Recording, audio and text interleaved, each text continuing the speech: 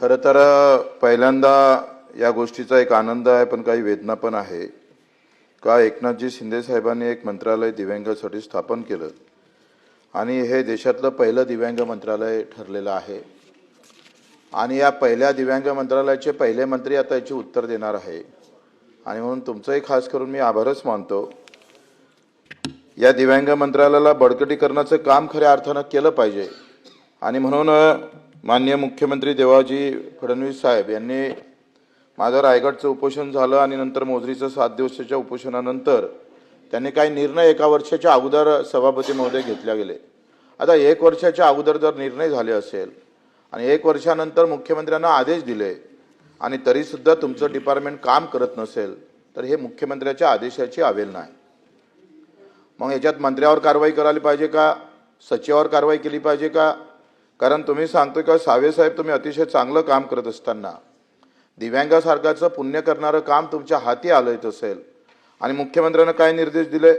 दिव्यांगाच्या कर्जमाफीचा विषय होता, यामध्ये मंत्रिमंडळाच्या मान्यतेकरिता सादर करावं असा डायरेक्ट आदेश आहे आणि 1 वर्ष झालं सादर करत नाही. केवढी दुर्दैवी गोष्ट आहे. असे किमान आम्ही सांगतोय असे 15 मागणीच्या बाबत आम्ही ज्या मागण्या केल्या त्याबाबत असेच निर्देश आहे. पण काही केलं नाही 1 वर्षात. कशाला लक्षवेधी करावं लागलं असते? कशाला 97 मांडावं लागलं असतं? दिव्यांगांना 6,000 रुपये महिना, दिव्यांगाचं स्टॉलचं धोरण असलं पाहिजे, उद्योग आणि क्रीडासाठी एक नवीन धोरण आखलं गेलं पाहिजे.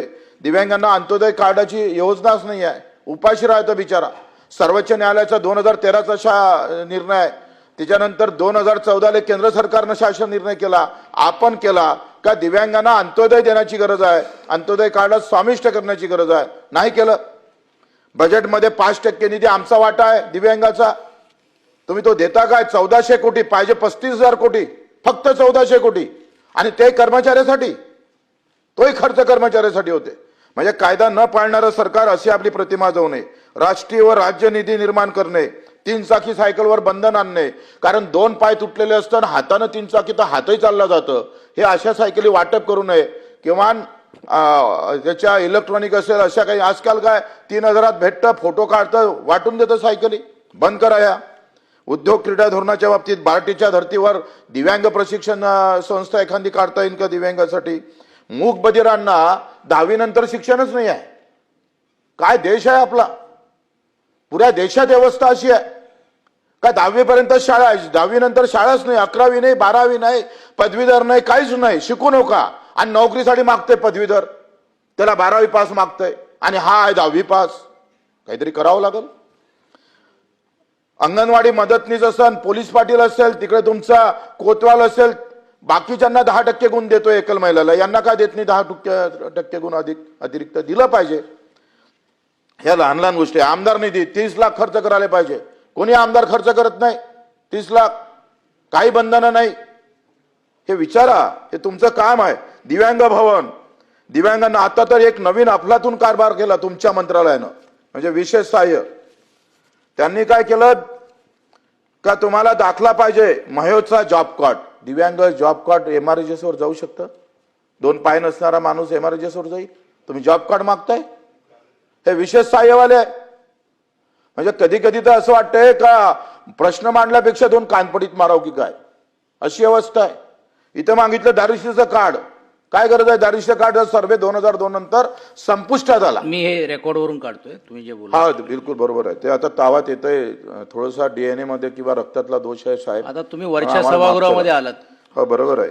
अतिशय मी सॉरी करतो, सॉरी मागतो, ते चुकून शब्द आला.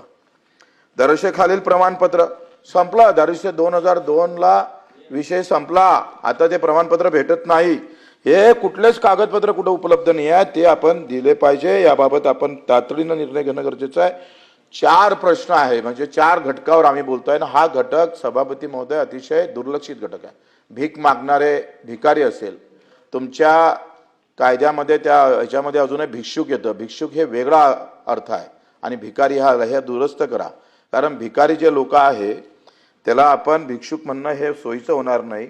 काही वारकरी संप्रदायामध्ये, काही बौद्ध समाजामध्ये भिक्षुक असं म्हटलं जातं आणि म्हणून अशा प्रकारचा जो काही याच्यात शब्द उल्लेख येत आहे तो लगेच काढला पाहिजे. आता भिकारीमध्ये पण 2-3 गोष्टी आहे का ज्या गुन्हेगारीतून येलेले, काही आजारपणामुळे, आता काय IAS ऑफिसर सापडला होता पुण्याला, तो बिहारचा होता, तो पागल होऊन इथं नंतर सापडला का IAS ऑफिसर होता आहे, आणि मानसिक रुग्ण होता बिचारा, पडला राहिला रस्त्यावर. काही गरिबीतून आलेली भिकारीचा वर्ग आहे, यावर काही निर्णय घेत नाही. आपला अधिनियम आहे 1959चा, पण काही नाही. ते कलेक्टरला जबाबदारी दिली, SP ला दिली, काही काम करत नाही. इथून बाहेर निघालो ना आपल्या मंत्रालयाच्या समोर तर भीक मागणारी पोरं सापडतात आपल्याला. मंत्रालयाच्या जवळ जे सावली पडते ना, त्या आम्ही पाहतो त्या ठिकाणी आपण त्या चौकात आपले पोरं असतात भीक मागताना. का निर्मूलन होत नाही? का बरं व्यवस्था होत नाही? त्याचं पुनर्वसन का केलं जात नाही? ह्याही प्रश्न खऱ्या अर्थानं मनावर घेतला पाहिजे. मी अतिशय शेवटच्या घटकासाठी काम करतोय, आणि मग अनाथाचं आरक्षण आम्ही दिलं. 1% आरक्षण भेटलं. आमच्या भारतीय साहेबांनी त्याच्यात बरीचशी मदत केली. आपण पाहतो का हे आरक्षण आम्ही विधानसभेत पहिली लक्षवेधी आम्ही तिथं त्यावेळेस मांडली. पंकजाताई मुंडे तेव्हा मंत्री होत्या. आता आपण आरक्षण दिलं, पण त्यांच्यासाठी 21 वर्षानंतरच्या मुलींना राहण्यासाठी व्यवस्था आहे, खाजगी अनुरक्षण गृह आहे, पण त्याला पुरे पडतं. कुठे जावं 21 वर्षानंतरच्या मुलीनं? याला आई नाही, वडील नाही, धर्म नाही, जात नाही, पंथ नाही, त्याचं गाव नाही, कुठं चौकातून उभं राहायचं का त्या मुलीनं? एका इकडे आपण धर्माचा प्रचार करतो, प्रसार करतो, आणि ही अधार्मिकता का वागवतोय आपण? का अशा पद्धतीने वागतोय? सभापती महोदय, कधी कधी राग येते का ही यंत्रणा अशी काय? याच्यासाठी आपल्याला आंदोलन करावं लागत असेल, याच्यासाठी आम्हाला लक्षवेधी 97 सारखा प्रस्ताव आणावा लागत असेल, हेच दुर्दैव आहे आमचं. झारखंड, मध्य प्रदेशनं मुख्यमंत्री बाल आशीर्वाद योजना राबवली, 4,000 रुपये देतं.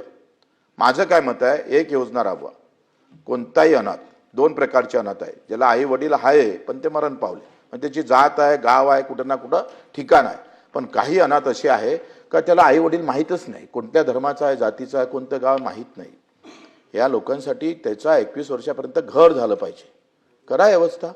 आपण टाउन प्लॅनिंगमध्ये, आपण नगरपालिकेमध्ये जागा सोडतोच, लेआउट पाडतोय, ठेवा जशी 10% आपण याच्यासाठी ठेवतोय ओपन प्लेस, त्यासाठी तसं अनाथासाठी एखादा 3% ठेवा, 1% ठेवा. काय व्यवस्था जागेसहित त्याची व्यवस्था, तो मुक्त वसाहत योजना आहे त्याप्रमाणे अनाथासाठी जागेसहित घरकुलाची व्यवस्था करा. कुठं राहीन तो? कसा राहीन?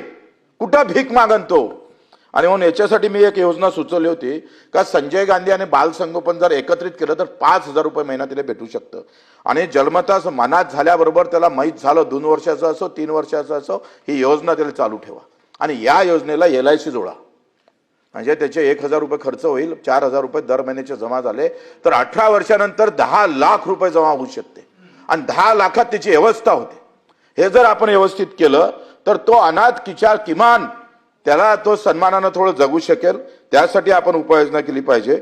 आणि घरासाठी, त्याच्या घरकुलासाठी किमान घर तरी झालं पाहिजे. बालसंगोपनचे तर पैसे भेटतच नाही, वर्ष भेटत नाही, 4-4 वर्ष मंजुरीला लागते. याच्यावर सुधारणा करणं गरजेचं आहे. आणि तिसरं आहे शेवटचं माझं, एकल महिला, म्हणजे दिव्यांग, एकल महिला आणि भिकारी आणि अनाथ हा शेवटचा घटक आहे. आणि या घटकासाठी मला वाटते फार लोक फार समोर येत नाही, कारण हे मतदानात परिवर्तित होत नाही. हा याच्यातला दोष आहे. हा जेव्हा मतदानात परिवर्तित झाला असताना माझा दिव्यांग एक आमदार पाळू शकतं, एका मतदारसंघात 4-4, 5-5, 7-7 हजार लोक आहे, पण तो त्या राजकीय दृष्ट्या एकत्र आला नाही, तर त्याचा दोष आहे, जाऊ द्या. पण मला असं वाटतं का एकल महिला आहे, पुनर्विवाहासाठी आपण का बरं एखादी योजना आणत नाही?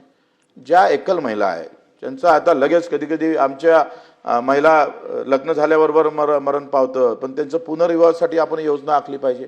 त्यांच्या मुलींच्या कन्यादानासाठी चांगली योजना, त्याला त्या सगळ्या गोष्टीनं हे कामं करणं, हे काय आहे का आपल्या आतापर्यंतच्या काँग्रेसच्या डोक्यात आलंच नाही, पण आमच्या तर डोक्यात आलं पाहिजे का नाही?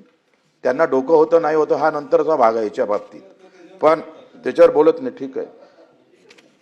पण हे यांना मुद्दामून समजलं पाहिजे म्हणून मी बोलतो आहे. दर्जेदार शिक्षण, एकल महिलांच्या मुलांसाठी दर्जेदार शिक्षण भेटलं पाहिजे, चांगल्या शाळेमध्ये घातलं पाहिजे त्याला.